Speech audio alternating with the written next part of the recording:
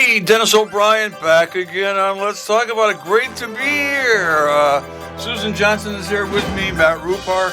We have a very special guest tonight, although he's used to being in the studio because he was here last night with Ken Folan and Mark Doyle on their brand new show, and I listened to it, and it was wonderful.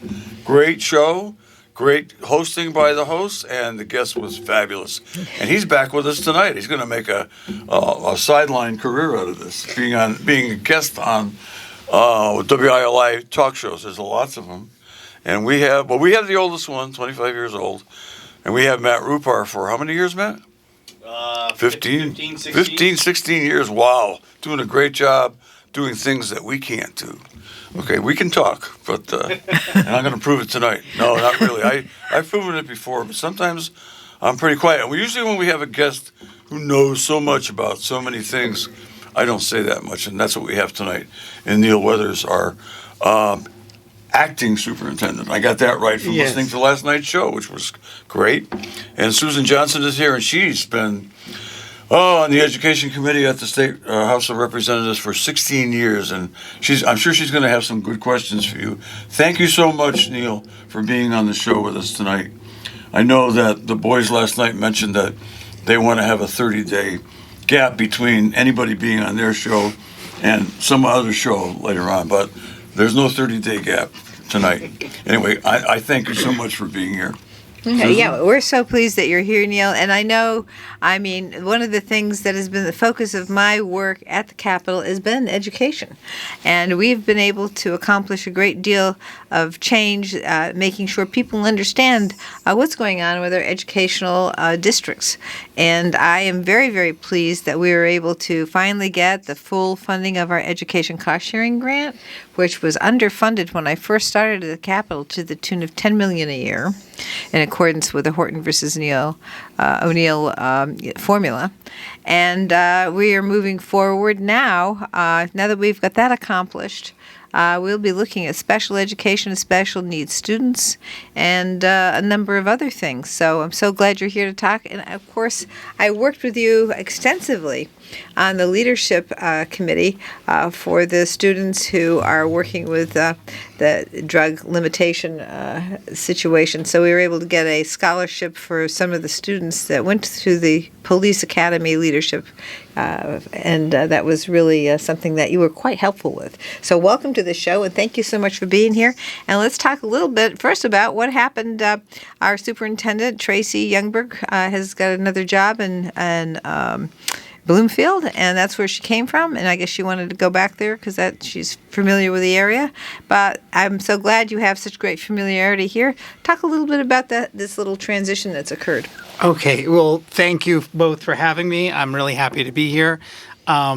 So basically, yes, Dr. Youngberg, I keep telling people I'm very happy and sad. I'm happy for her because she's returning home to where she worked for 16 years and is superintendent there, but obviously sad because she was my direct supervisor in one way or another for 9 years, the longest boss I've had straight through in my life.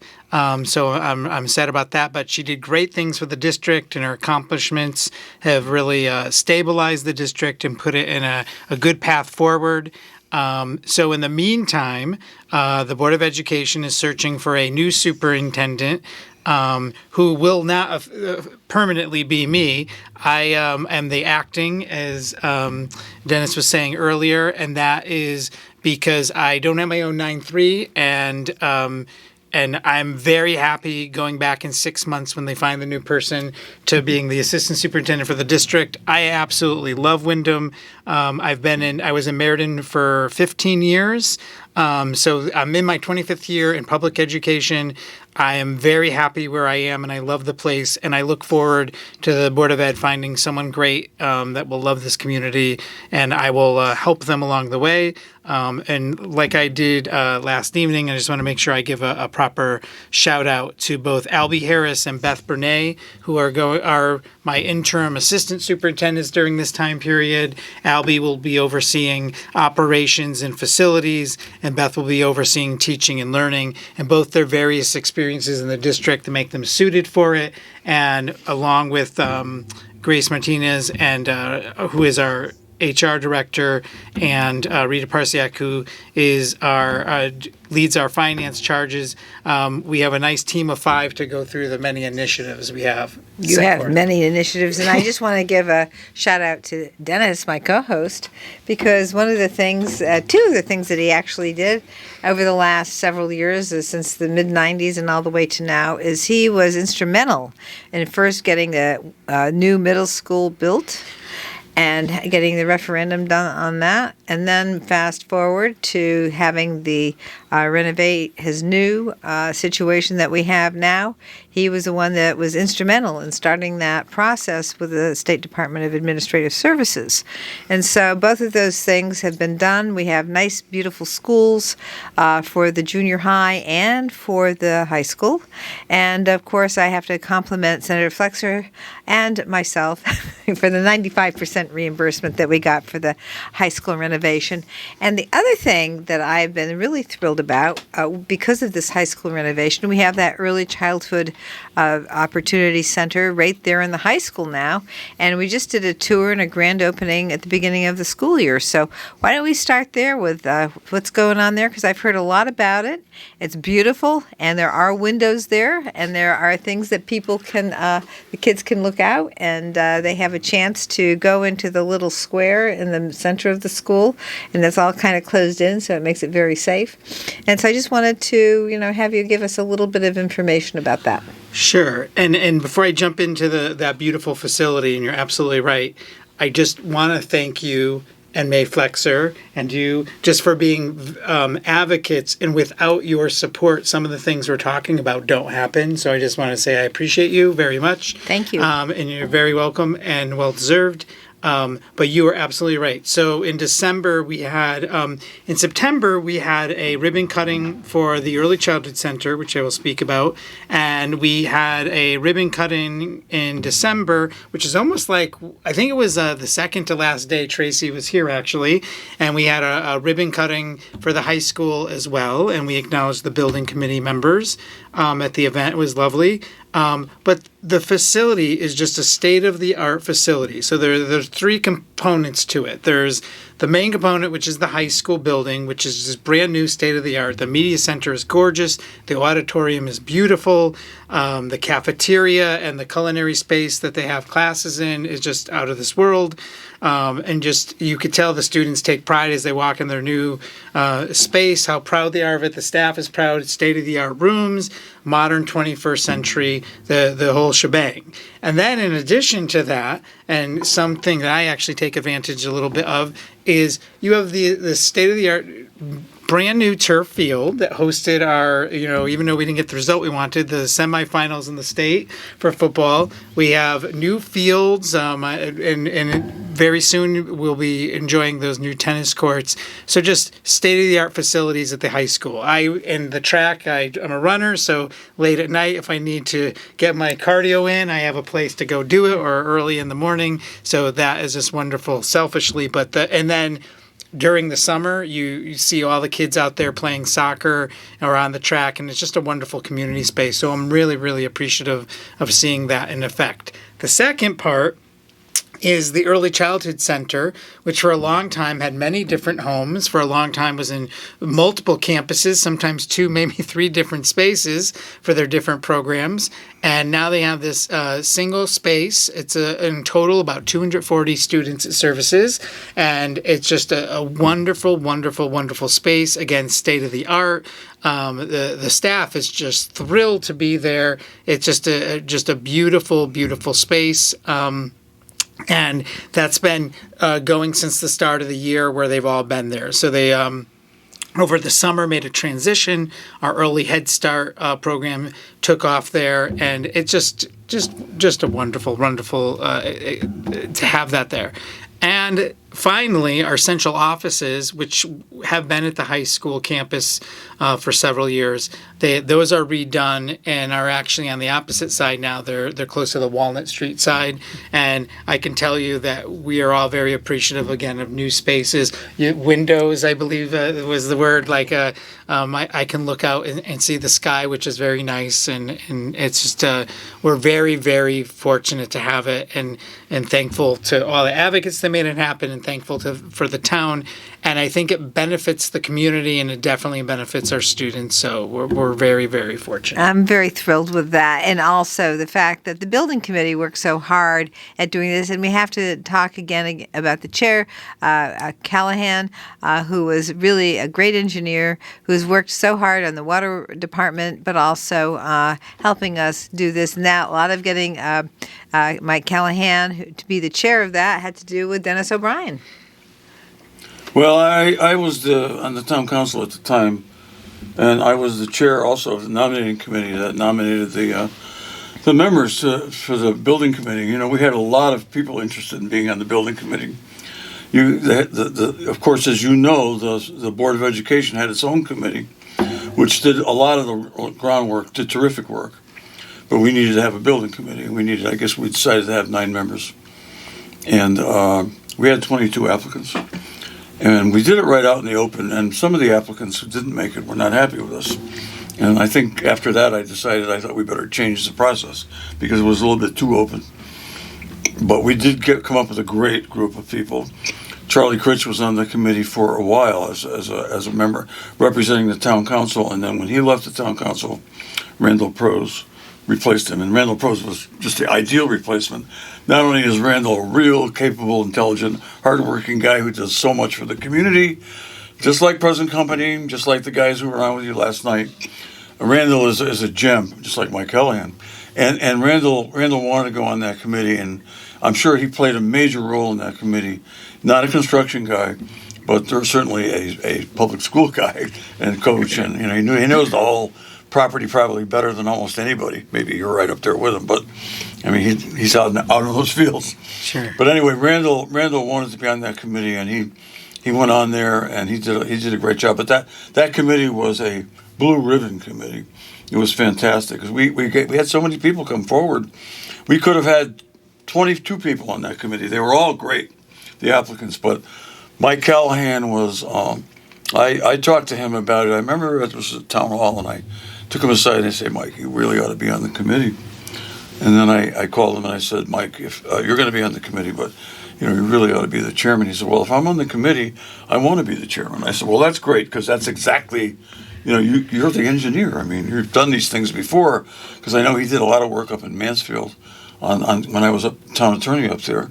So he was perfect, and we didn't get a chance to see the ribbon cutting because we were out of state. We were in New Orleans, a famous place. Spent a lot of time on Bourbon Street too.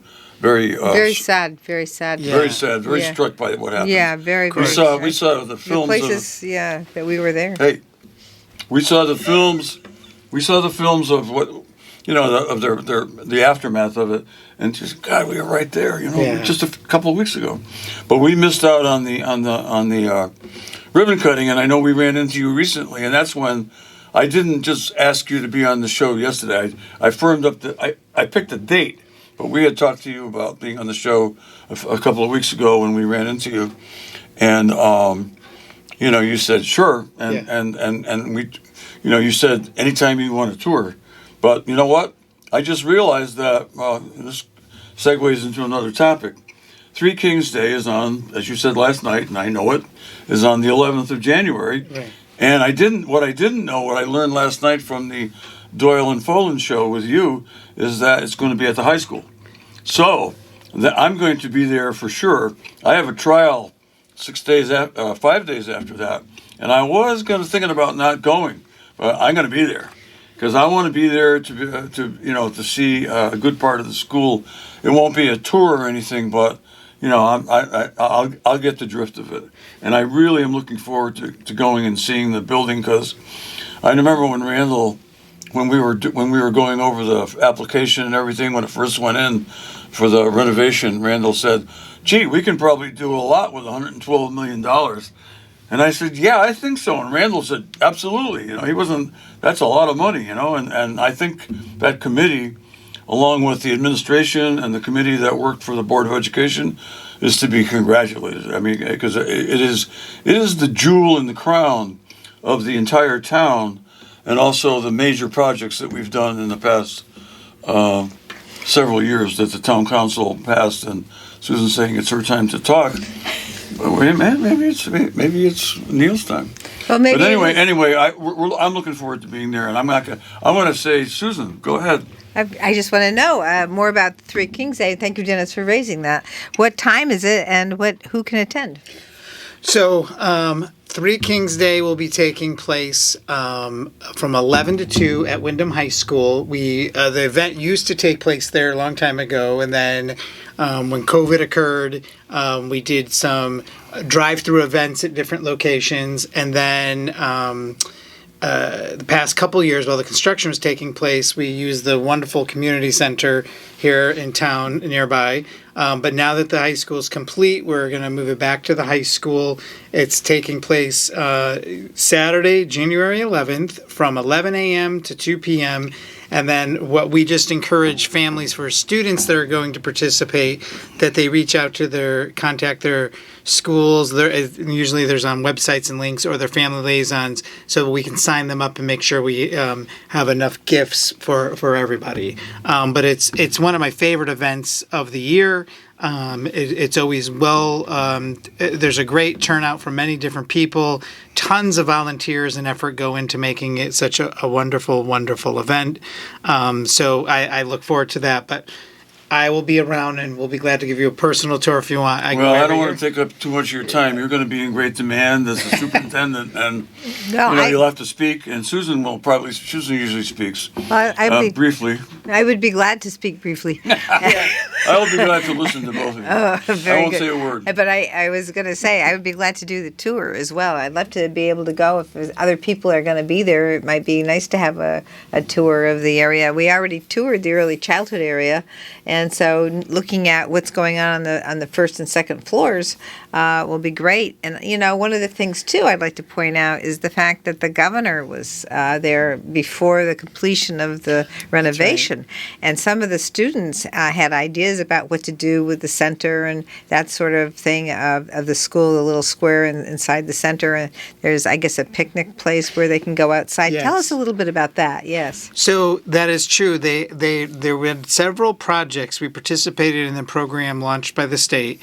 And so we had 3 or 4 of the projects gained the interest of the governor, and he came and he listened to all the presentations, and it was really well done. And one of them was out in the courtyard, and there was different small projects, and they were able to possibly, I think all of them, if I remember correctly, but they were funded, at least a couple of them, and it was just wonderful. And not only that, I think what was great is the governor got to see our students in action, and just they interacted with each other and just were all having a blast. They were excited to be with the governor. You could tell he was enjoying being with them, and we were very appreciative as a district to have him. So that was just fantastic that we had something like that. And just one thing to circle back is when Dennis was mentioning at that community event that took place on the 11th of December, Mike Callahan, for all his work, was named Citizen of the Year by the mayor, and it was really well deserved because absolutely, yeah. So the building committee, both of you know from being on tons of committees of different things and all the volunteerism you've done. Sitting at those meetings every other week on a Monday night, you could be, it's easy to say you're going to do it, but to commit and actually go ahead and do it.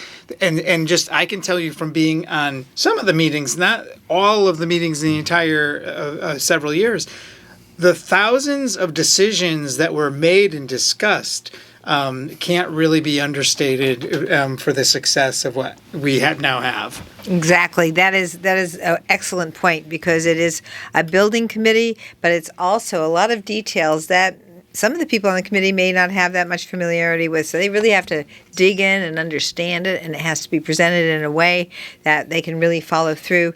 And I just want to also add, we had Mike Callahan on the show, and he's an electrical engineer, and he was the one that really did a great job with the solar power that you have there, and having that sustainability access at the high school. He did the same thing for the waterworks.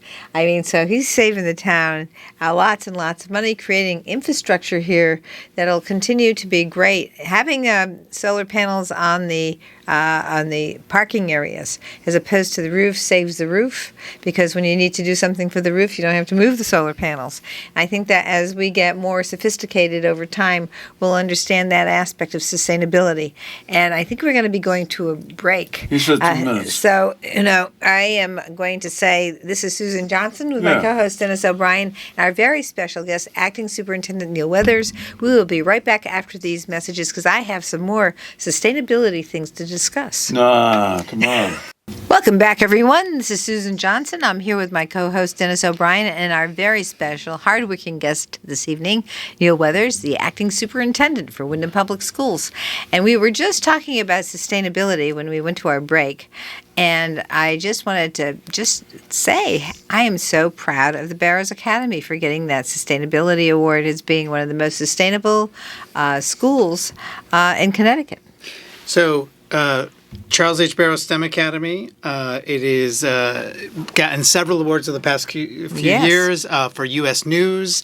It's been recognized, and it's gotten several awards for science and sustainability. It has, a matter of fact, one of the projects that gained it some recognition a few years back was they had indoor greenhouses with a sustainable system, and it was so successful, and we liked it so much, we replicated it in all of our elementary schools. They all had this system so they could use this greenhouse that was able to run right in the hallway with certain lighting and just water flow. It was really cool for students to get to see that in action. But yes, Barrows has done tremendous things with promoting science, technology, engineering, and mathematics among all its students.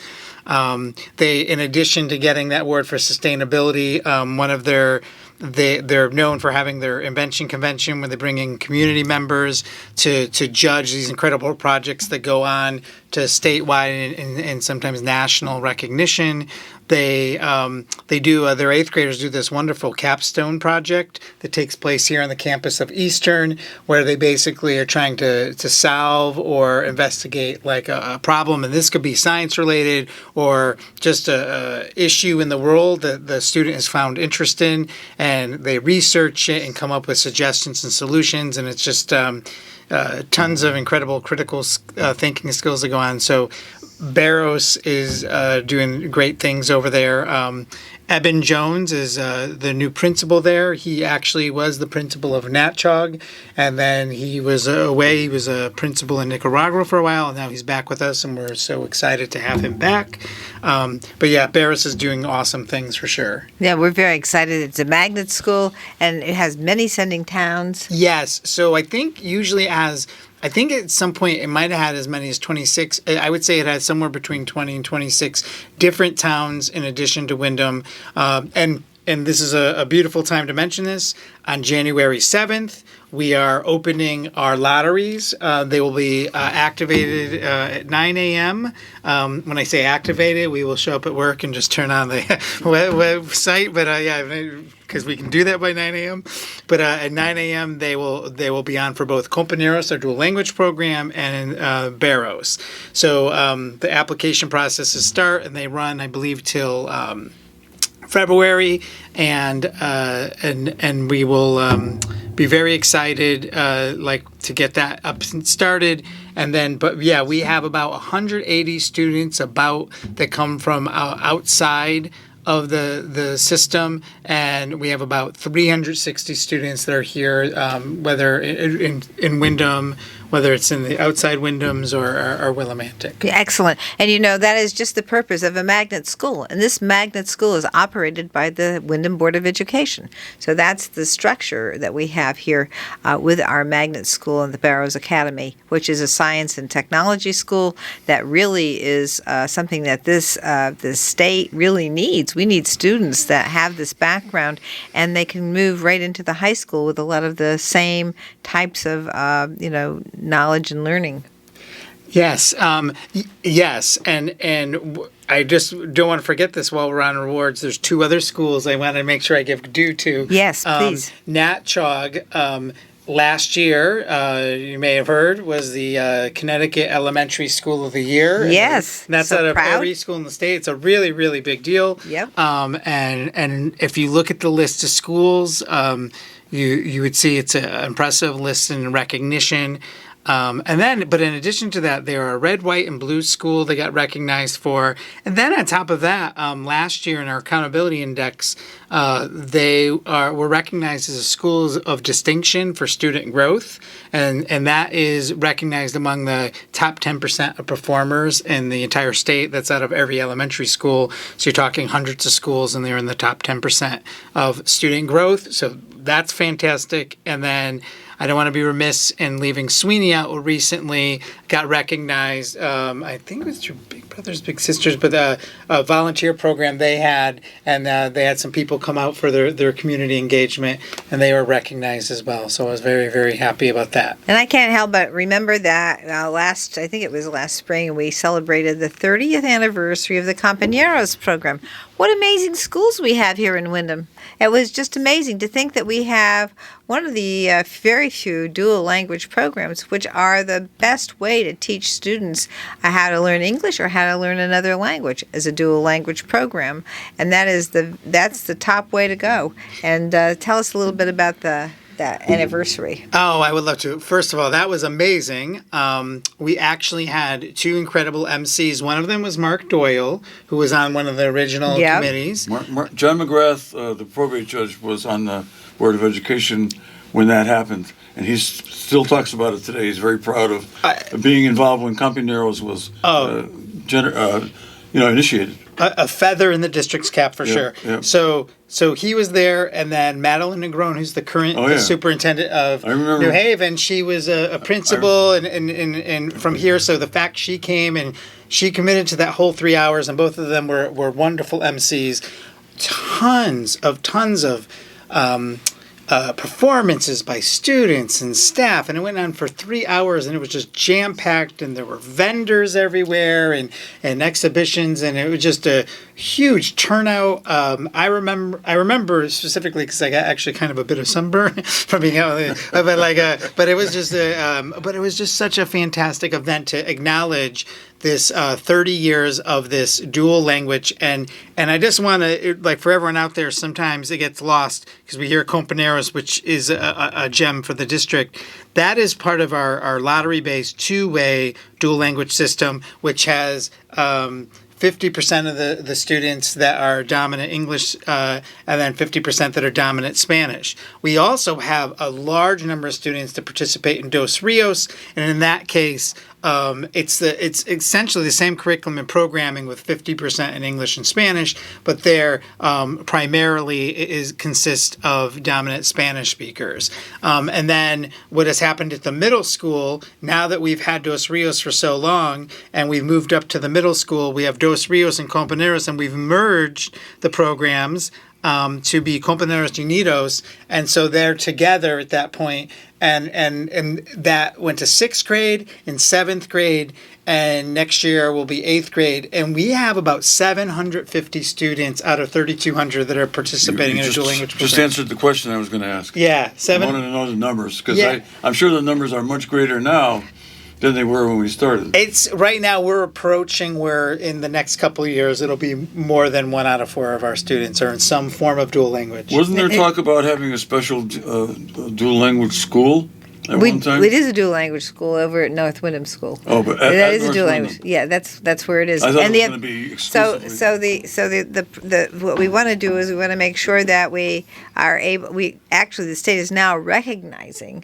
students that go through dual language schools in these circumstances and having them successfully completing both English and Spanish, depending on going from one to the other, and that is something that's been recognized statewide. So they get recognition in their course curriculums, and as students they get special credit for that and moving forward. And it's a wonderful thing because if you do 2 languages, it really helps with brain development. It really helps with learning. It helps with so many things, and it gives those children, those students, a chance to really do great things and have better learning capacity with multilingual opportunities in our school systems. So I'm very excited about that, and I'm very, very thrilled that we have that program now that we've recognized students in this circumstance at the state level. So I'm glad you're saying that, and I was actually texting to make sure I have the number right, but I'm pretty sure, I believe we had set a goal last year, and you're talking about the seal of biliteracy. That's right. And so there's different ways to earn that seal of biliteracy, and I was just checking with Beth, who oversees that, and in the past couple of years, we've doubled that. Like, I think a couple of years ago, we were at 19. I think last year the goal was to get 40. And every year they set an increase of that. So, like, we had 40 students receive that seal last year. So I'm pretty excited. And if I'm off on my numbers, that's what I'll get back and text soon. Okay, well, that's good. One other thing I wanted to make sure that we cover, and that is early college opportunity, where students can actually work with UConn, Eastern Community College, and get college credit while they're at high school. Give us a little bit of a... So I would love to share that. So one of the things that Wyndham doesn't get recognized enough for is, so in the State Accountability Index, there's 12 indicators. There's actually a total of 22 if you count all the sub-indicators.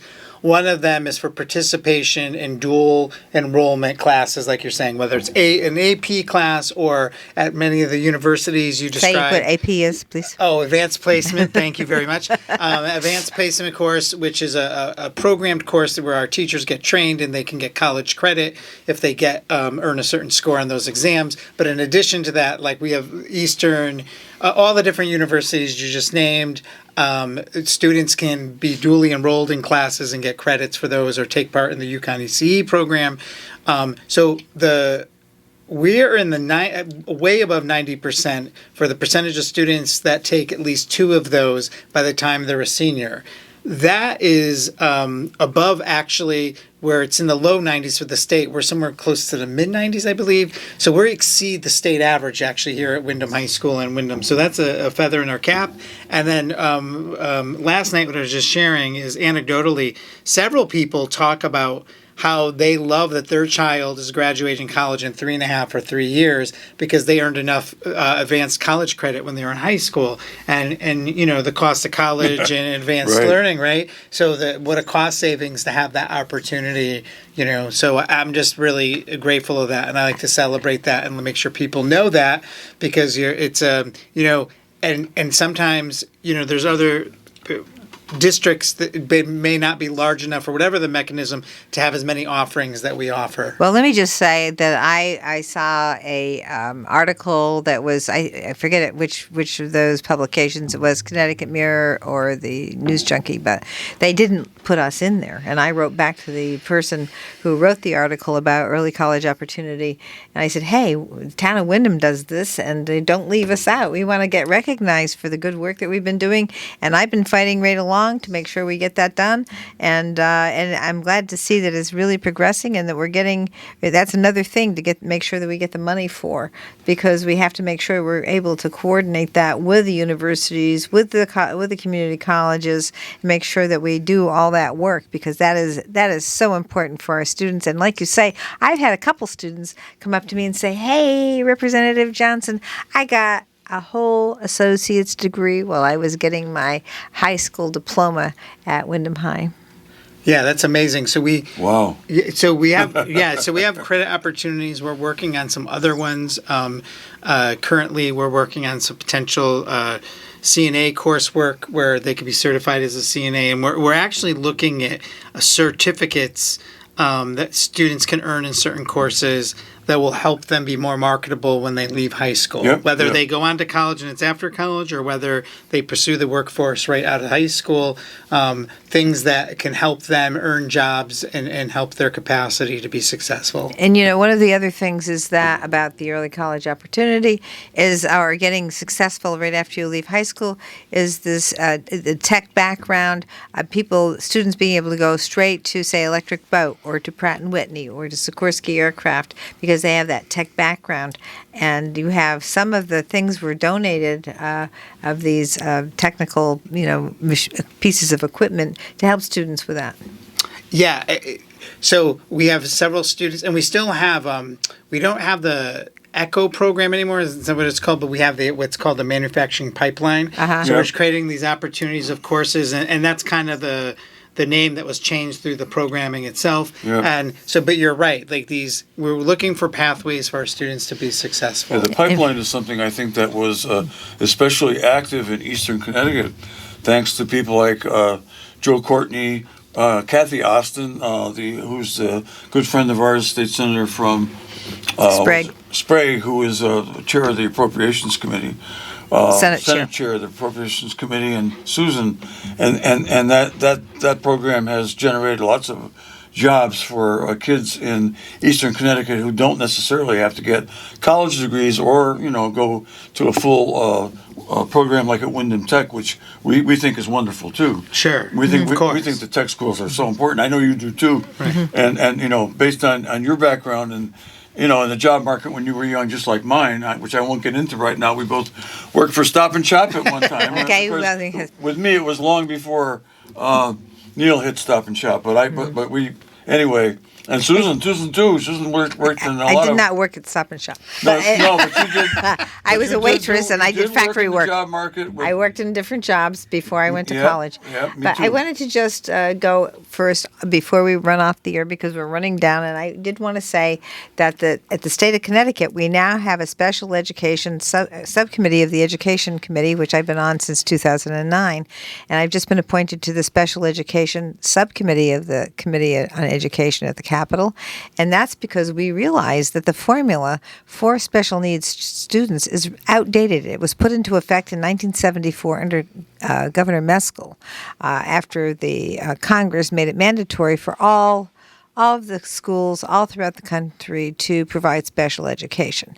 And it's kind of like been one of those things that's hidden in the budget somewhere, and when a student with lots of special needs comes up on the budget, then people go, gee, how come you didn't budget this school as you budget right, And that's because the problem with special education is not fully understood in terms of how it's budgeted. So just a couple of words, and then I hope to be able to maybe have a whole show on special ed.